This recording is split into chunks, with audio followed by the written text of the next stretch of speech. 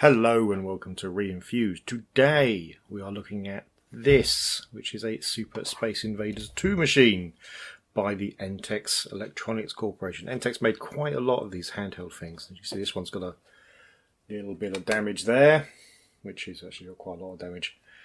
This plastic has become very brittle over age, and the little sticker has fallen off with lots of horrible stuff.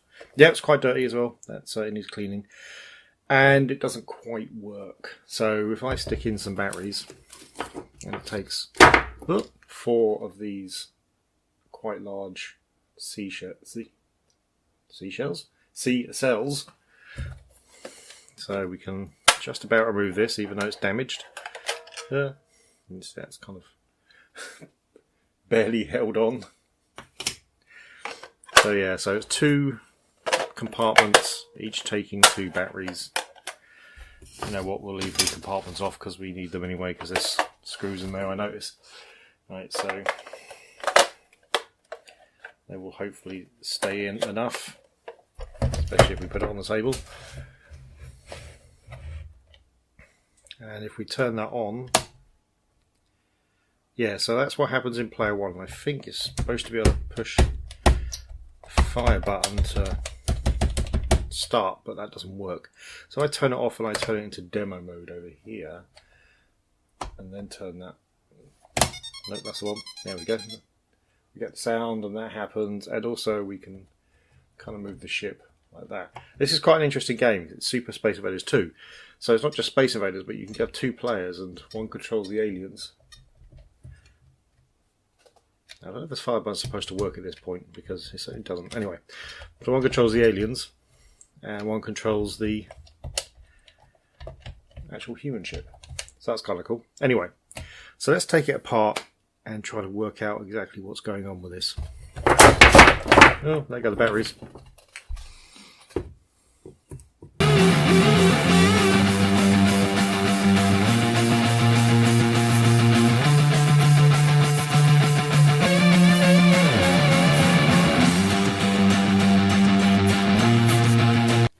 Let's be careful, just in case there's wires connected somewhere. Don't just slam something off. Let's help. No, no wires. Okay, excellent. So we can just take that off. So that's pretty filthy. There's lots of hot snot everywhere. It's holding the buttons in. So these are, yeah. So if we look here, so these are basically carbon contact buttons. So effectively, we've got these little pads inside here. Focus on that camera, any chance? Got these little pads here, and they are conductive, and they join up these 2 hemisphere of pads here, which make a connection. So, which one can you see? Oh, that one. There you go. So you see there's 2 parts of that, and like an interlocked grid, and this connects the 2 together to make a circuit. So the normal thing with this is just dirt. Yeah, so we'll just first of all just try giving it a clean. Nice and simple. So we'll just use some IPA and some cotton buds. And we'll just clean the contacts, and we'll clean the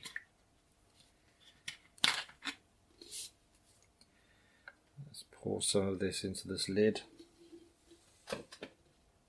Hopefully not spilling the rest of it. Alright, so yeah, it's just a simple job of just giving these a bit of a clean. Good thing with IPA is it just evaporates quite quickly. So it doesn't, well, they are quite dirty.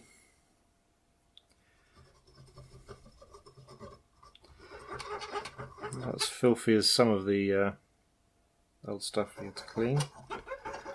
Cartridges get really bad. Alright, well that seems cleaner. Let's do the other side. Flip over the cotton bud for that.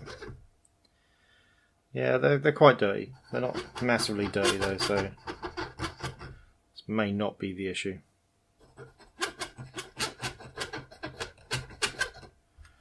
Right, say those contacts are clean enough now. If we bring back the top layer, and we'll just give this a bit of clean as well. You can also just apply some, oh Christ, no, that really is dirty. Okay. There you go. You can also just apply some pencil lead to this as well. The graphite is conductive, and so it will improve the conductivity of it, of the pads.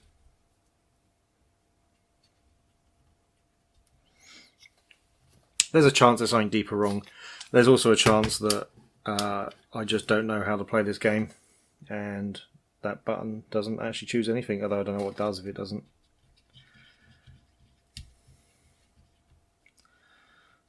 They are really dirty though.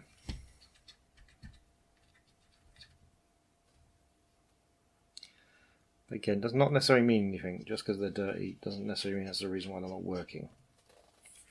While we're in here, we may as well give the screen a bit of a clean. Why not? Well, the outside layer anyway.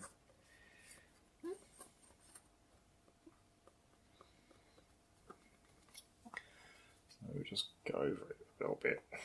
Like I say, it will evaporate, so that's the good thing about IPA. Right, we'll put that to one side again. But I think that's probably it. I really do love these screens. So, I mean, this is just basically how these screens work. It's just a mask with all the different shapes, and then the light goes behind the shape it wants to show. But I think they just look gorgeous when they're unlit and so nothing's been selected. They look amazing. I do love this old tech. Right, well, let's just put the screen back on and see if that's made any difference at all. Like I say, there's every chance it's not going to. But it's a good thing to try first. It's the simplest of repairs. Oh, okay, I just lost all the screws. They're all over the floor.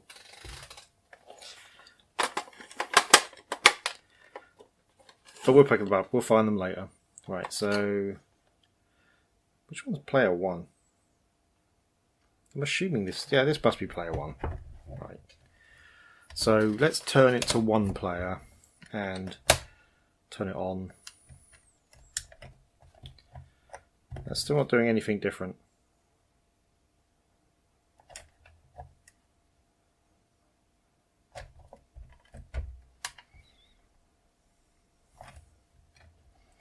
Let's take this off.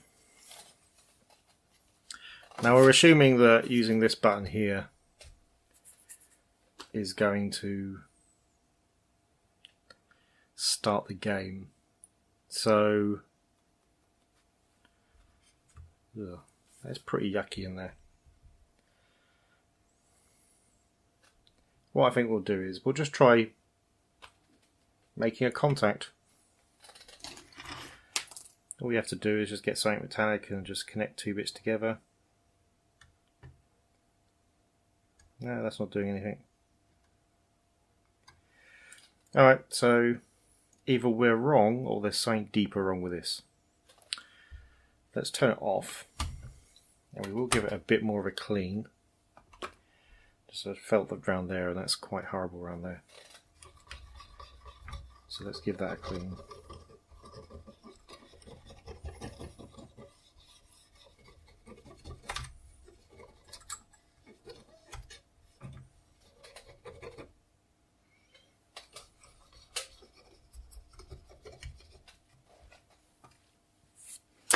Okay.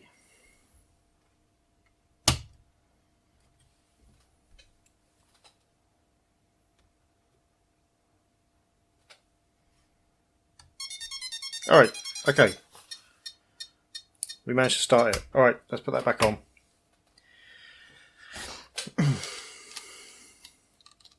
Right. So it may be that these have lost their conductivity. In which case we can kind of fix that. We can at least try to fix it anyway. let's put this back on just to see if now that we've cleaned up some more of that mess, if it now suddenly begins to work again.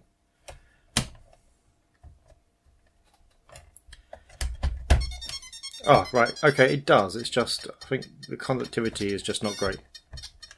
Yeah, it just requires a bit of pushing. Alright, so there we go. We've kind of improved it. The left and right, weirdly enough, work fine. Right, so it just needs to, I think we just need to...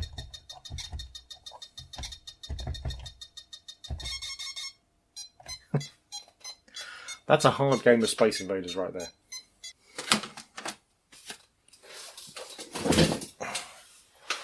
So I guess let's try giving these pads a bit more of a clean. It may be that they're dirtier than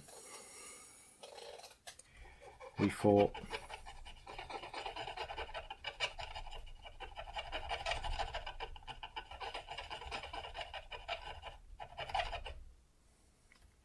Yeah, there's definitely something on there. Okay, so we're going to have to progress, I think, to slightly heavier cleaning methods.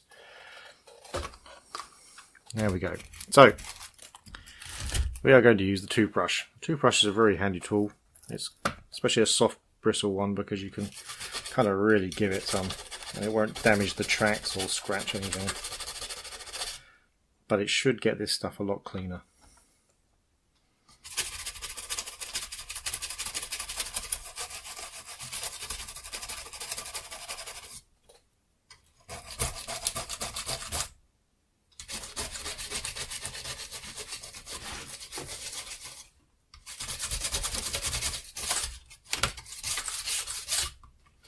Okay, let's just take a bit of a look at that. I mean, there's some solder on this one. Focusing there. See, there's some solder there. I'm not convinced that's meant to be there. We may just try removing it. Maybe someone has been in here. So we can just remove that solder using some solder braid. I really need to cut some used bits off, never mind. So you want to be a bit careful, obviously. Older technology tends to be more susceptible to heat. Right, well, there we go, that's gone.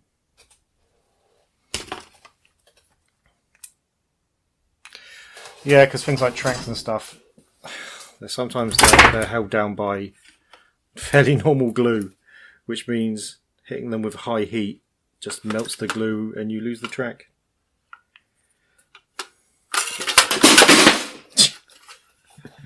That was the batteries flying everywhere. Oh, bear with me a second. I have to be slightly careful. Batteries, as a rule, do not generally like having they're so smashed around too much. Right, let's see if that's made a difference. Not especially. It does require a good hard...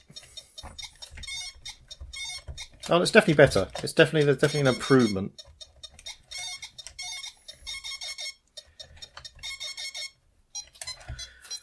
Not in my gaming, obviously, but definitely an improvement in the actual button.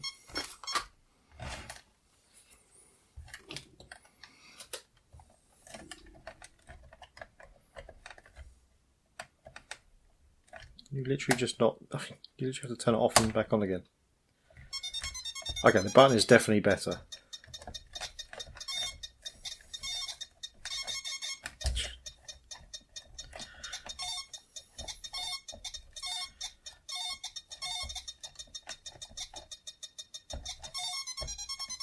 Hey! Oh, and it starts at the same speed? Bloody hell. Okay, well that's... That's that, and I would obviously test out the two-player, except pretty much most of the people I actually talk to nowadays are online rather than literally here. Which is quite sad when you think about it. But anyway, let's put the batteries back in. No, we're not put the batteries back in, we need to button this thing back up. Okay, so that was the Entex Super Space Invaders 2. It's an interesting take on Space Invaders, with the 2-player mode, certainly. I will get my cousins around, maybe, or when Ralph's around. We'll test that out. Should test that second button, actually, as well, shouldn't I? Yeah, I should test the second button.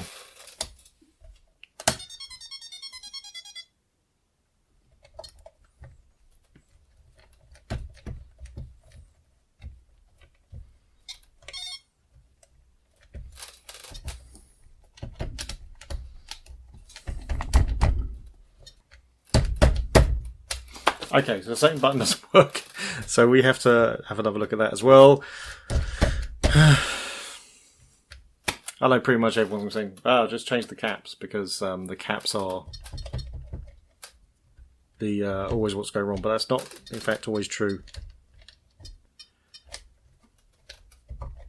The fact is that caps, well-made caps in a well-designed system, will last a long time. That's really weird. So you have to move all the way across to one side. Yeah, the button over here doesn't work well. I guess it's when that ship goes over, and then you can move down. So interesting. Yeah, so that needs a fair amount of work. But anyway, yes. Yeah, I was saying, yeah, and a well-made cap in a well-designed piece of technology, they'll last lifetimes. I mean, they'll last forever, pretty much. It's only when they're pretty close to their tolerances in a system, or they're getting spiked electricity, or they're just very badly made, that they start to break down. And you can always tell, well, most of the time you can tell if a cap has gone, because you'll see the bulging, you'll see some kind of discharge underneath the caps. So you'll get basically like a sticky brown mess most of the time. And you can also generally smell like a really fishy smell in there. The stuff from inside the capacitor really does smell quite fishy. So it's usually fairly obvious, but generally caps, even in an old system, you only really replace them if you can't find any other solution. And I'd say that this doesn't need any replacement. It's working fine. The screen is bright, and although the buttons are a bit flaky, the rest of it works. And the buttons being flaky, carbon contact buttons, they always go wrong eventually. So it just needs some more tinkering with that, some more cleaning, and to work out why exactly they're not working. So yeah, it's really an interesting piece of tabletop gaming history, this one.